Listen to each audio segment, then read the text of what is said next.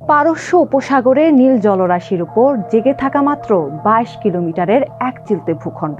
আপাত দৃষ্টিতে এটি একটি প্রবাল দ্বীপ, কিন্তু এর গুরুত্ব কোনো মহাদেশের চেয়ে কম নয়। ইরানের বিখ্যাত লেখক জালাল আলী আহমদ একসময় এর নির্জনতা দেখে নাম দিয়েছিলেন অনাথ মুক্তা। কিন্তু আজ সেই শান্ত দ্বীপটি পরিচিত নিষিদ্ধ দ্বীপ নামে। কড়া পাহারা দিচ্ছে ইরানের এলিট বাহিনী রেভলিউশনারি গার্ডস বা আইআরজিসি। সাধারণ মানুষের প্রবেশ এখানে কঠোরভাবে নিয়ন্ত্রিত। কেন এই ক্ষুদ্র ভূখণ্ডটি নিয়ে ইসরায়েল, আমেরিকা আর ইরানের মধ্যে এত টানাপোড়েন? কেন একে বলা হয় ইরানের অর্থনীতির বিটিং হার্ট বা স্পন্দন?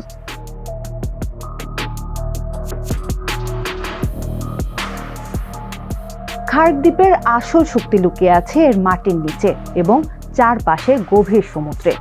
এটি কেবল একটি দ্বীপ নয়, এটি ইরানের টিকে থাকার রসদ। 5+ স্টার রেটিং প্রাপ্ত দেশের সর্বোচ্চ বিদ্যুৎ সাশ্রয়ী ওয়ালটন এসি স্মার্ট কমফোর্ট এখন নেক্সট লেভেলে। পরিসংখ্যান বলছে ইরানের মোট অপরিশোধিত তেল রপ্তানির প্রায় ৯০% সম্পন্ন হয় এই দ্বীপের টার্মিনালগুলো দিয়ে। বছরে প্রায় ৯৫ কোটি ব্যারেল তেল প্রক্রিয়াজাত করা হয় এখান থেকে।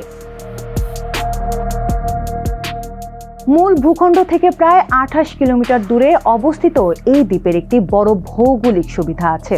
এখানকার পানি অত্যন্ত গভীর, যা বিশালাকার সুপার ট্যাঙ্কারগুলোতে অনায়াসেই নোঙর করার সুযোগ করে দেয়। বিশেষ করে চীন যখন ইরানের তেলের প্রধান ক্রেতা, তখন এই খার্ক দ্বীপই হয়ে ওঠে তেহরানের প্রধান অর্থনৈতিক করিডর।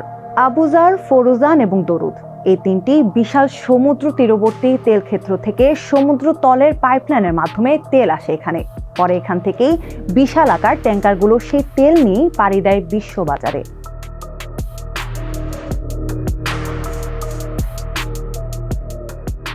খার্ক দ্বীপ এখন বিশ্ব রাজনীতির সবচেয়ে উত্তপ্ত বিন্দু। মার্কিন প্রেসিডেন্ট ডোনাল্ড ট্রাম্প ট্রুথ সোশ্যালে এক নাটকীয় ঘোষণা দিয়েছেন। তিনি জানিয়েছেন মার্কিন বিমান বাহিনী দ্বীপটির সামরিক স্থাপনায় হামলা চালিয়েছে। তবে ট্রাম্পের এই বার্তার একটি অংশ বিশ্ব অর্থনীতিকে স্বস্তি দিলেও ইরানকে দিয়েছে চরম হুঁশিয়ারি।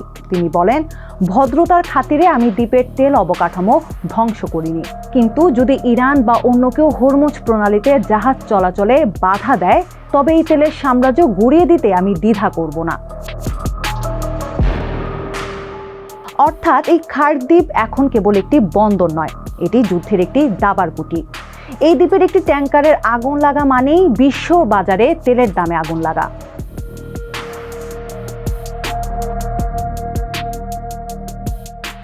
তৈল স্থাপনার এই যান্ত্রিক কোলাহলের আড়ালে খার্ক দ্বীপ আগলে রেখেছে হাজার বছরের ইতিহাস।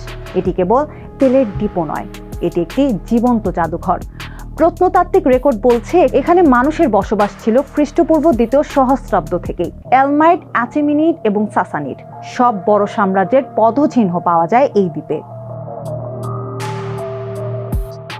ইউরোপীয় উপনিবেশিক যুগে খার্ক দ্বীপ ছিল পর্তুগিজ এবং ওলন্দাজদের রণক্ষেত্র।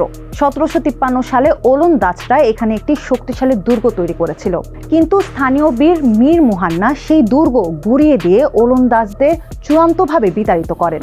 এমনকি বিংশ শতাব্দীতেও রেজা শাহ পাহলভীর আমলে এটি ছিল রাজনৈতিক বন্দীদের এক ভয়াবহ নির্বাসন কেন্দ্র।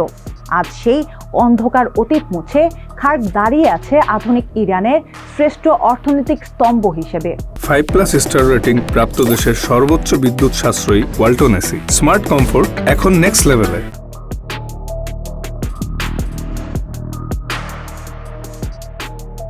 সবচেয়ে আশ্চর্যজনক বিষয় হলো, কড়া সামরিক নিয়ন্ত্রণের মধ্যেও এই দ্বীপে ধর্মীয় সহাবস্থানের এক অসাধারণ ইতিহাস লুকিয়ে আছে।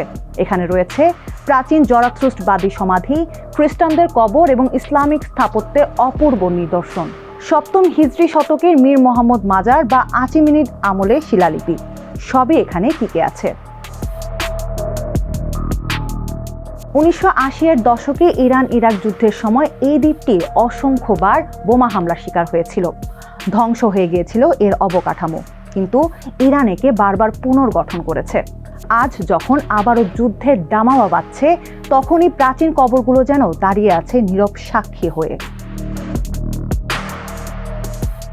খার্ক দ্বীপের প্রবাল তীরে যখন আছড়ে পড়ে পারস্য উপসাগরের ঢেউ, তখন সেই শব্দের সাথে মিশে থাকে কোটি কোটি ব্যারেল তেলের প্রবাহ আর হাজার বছরের প্রাচীন ইতিহাস। একদিকে নিষেধাজ্ঞার শিকল, অন্যদিকে যুদ্ধের সরাসরি হুমকি।